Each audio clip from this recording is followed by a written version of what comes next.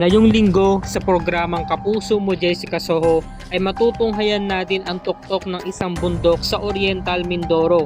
Ito'y pinaniniwala ang may nakabaong yaman sa lawa nito na mistula daw kumunoy. Ayon sa istorya, nakahuli nga kami ng dalag dyan, mga 5 kilo ang isa, ang laki. Kumihiyaw kami kung pwedeng mangisda o hindi. Pagka ang hiyaw mo ay malakas, ito ay pwede. Pero pag hindi naman malakas ang sinagot, wala kang mahuhuli o di kaya naman kapag walang sumagot sa'yo. Inaalayan namin. Pag kami ay inaalis, binibigyan din namin ng atang. Marami po kaming nahuhuli. Nang liligaw rin yan. Pag ikaw ay nakapunta dyan at ikaw ay iniligaw, hindi ka na makakalabas pa. Mahihirapan ka. Ito ang sinabi ni Salome, isang residente. At ito pa ang isang istorya.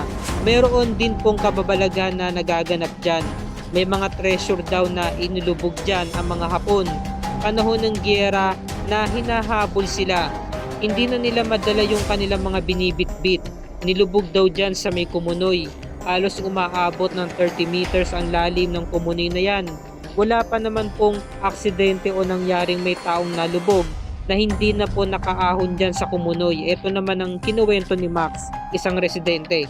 Gaano nga ba katotoo ang mga kwentong ito na pinaniniwalaan nilang isang malaalamat at talagang natatanging nababalutan ng misteryo? Yan ang sabay-sabay nating pakatunghayan ngayong linggo ng gabi, mga kapuso.